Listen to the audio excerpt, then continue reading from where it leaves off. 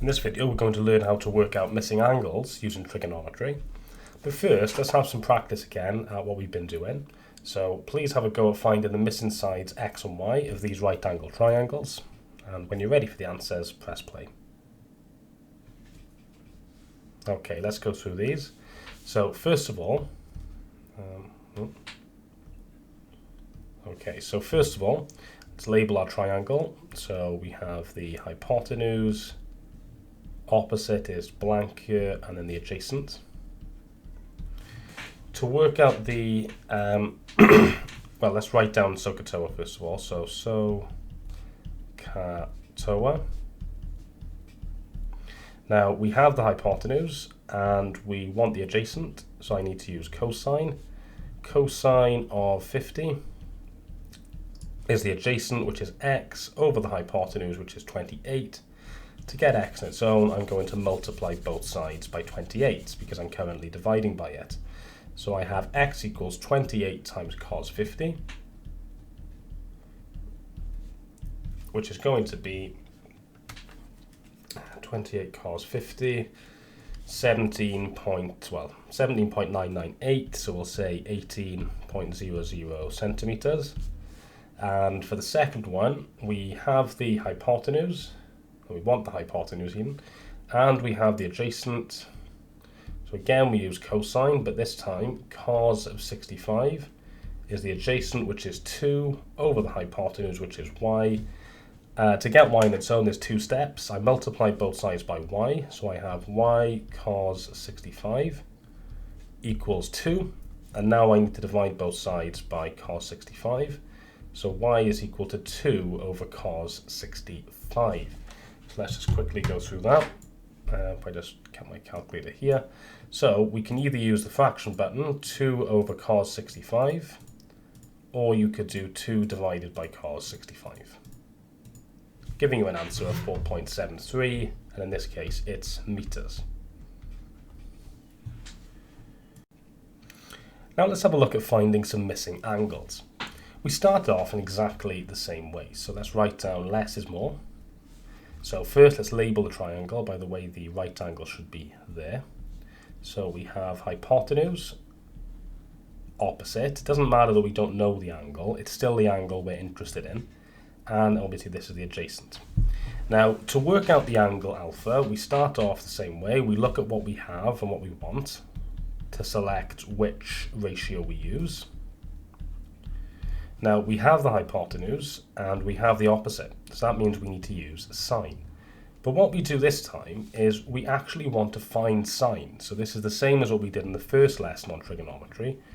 So we write down sine of alpha equals opposite over hypotenuse, which is 3 over 4.243. And what I do now is undo the sine. And to undo sine, we need to take sine minus 1 of both sides. And I will show you exactly what this does now. So sine minus 1. Now sine minus 1 will undo sine. So on the left-hand side, we are just left with alpha. But to type in sine minus 1, or inverse sine, into our calculator, we need to press shift. So what I'm going to write down, or type into my calculator, is shift, then sine, and I can see sine minus 1. And then inside the big bracket, I'm going to write down 3 over 4.243, close bracket.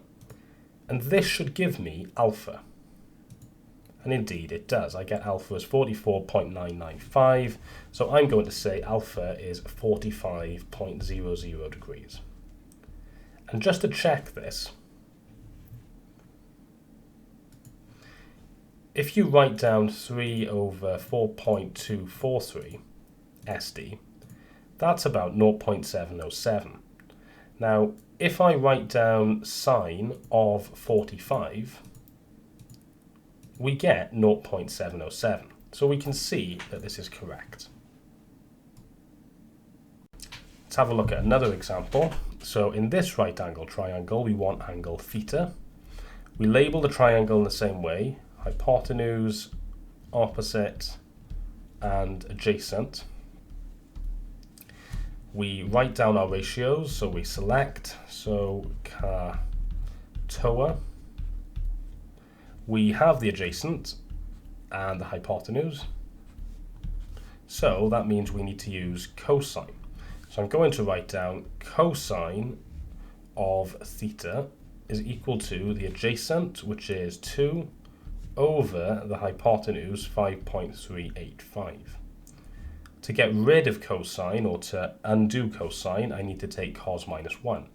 So theta is cos minus 1 of 2 over 5.385. So theta equals, let's work this out, shift cos 2 over 5.385, close bracket, and I have 68.197 and so on. So we have 68.20 degrees.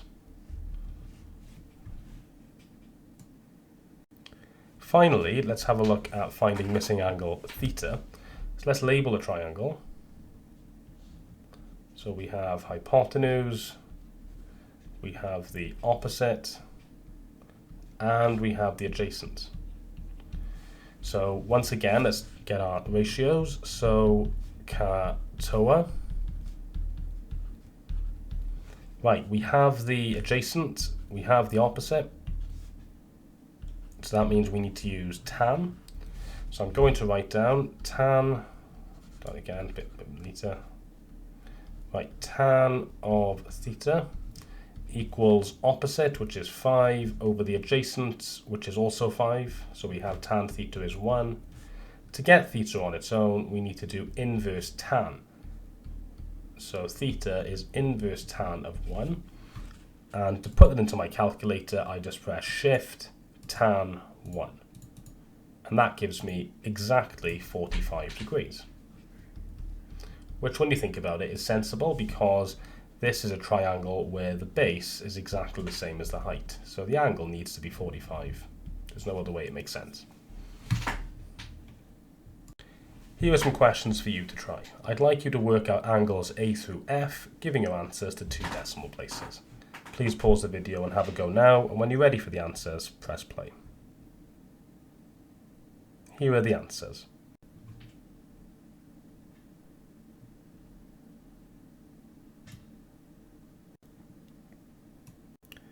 Let's have a quick look at some real life and GCSE problems.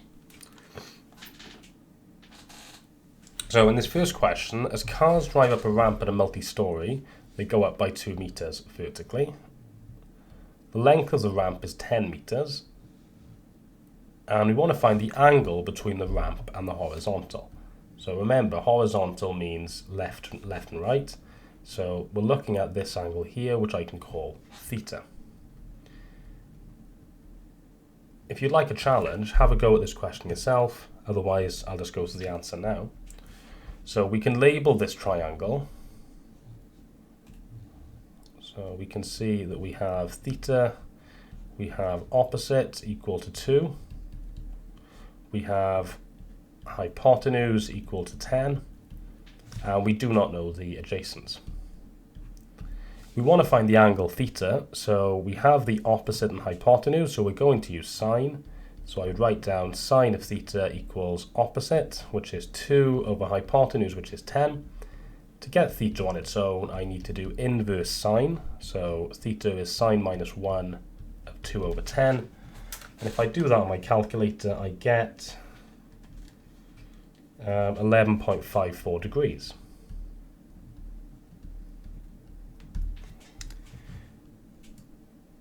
Let's have a look at another tricky one here.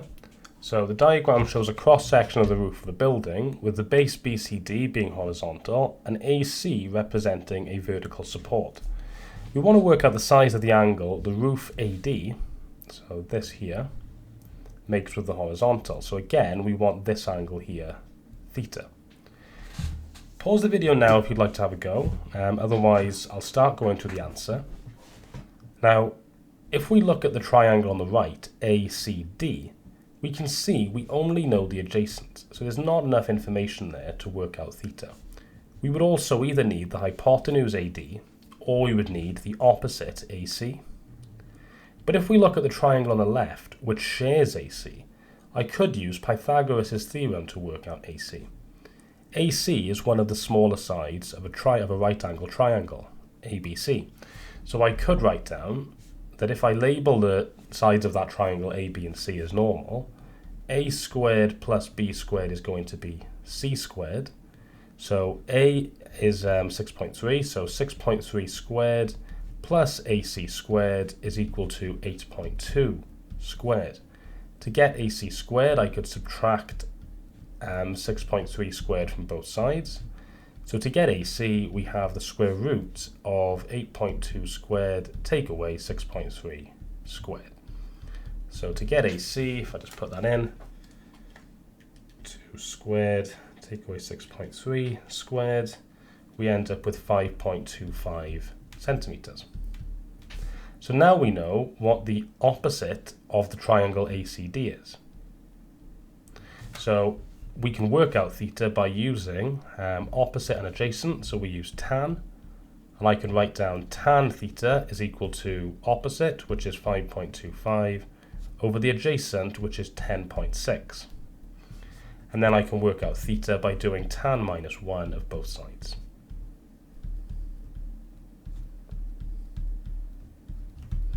If I do that, I end up with 26.35 degrees.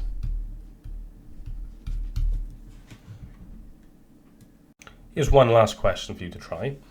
Now there's a good bit of terminology here. It's called the angle of elevation. This is the angle above the ground. So Matilda rides her bike up a hill. At the bottom of the hill, Matilda was at a height of 350 meters above sea level. So we can say sea level is here. Now at the bottom of the hill, she is, or say, there we go. Also the bottom of the hill is here. So sea level, we have 350, and then we have the hill. The angle of elevation is 18 degrees, so that means that this is 18 degrees. Okay, the angle of the hill above the horizontal. And we want to work out how far above sea level is the top of the hill. So we basically want to know how high above sea level she will be when she is at the point that I've put a star on. So if we work out the opposite and then add it to 350, we will have our answer. Now she cycles 3.2 kilometers to the top of the hill. I'm going to put this into meters. So this is 3,200 meters. So what I can do now is work out what the opposite is. I have the hypotenuse, so I'm going to say that I'm using sine. So sine of 18 degrees equals opposite over hypotenuse. So to work out the opposite, I need to multiply both sides by 3,200. 3,200 times sine 18. And let's work out what that is. And I get 988.85 meters. So that is the opposite. So the distance of the top of the hill above sea level is 350 plus 988.85. So let's add those up. And I end up with an answer of 1,338.85, which to the nearest meter is 1339 meters.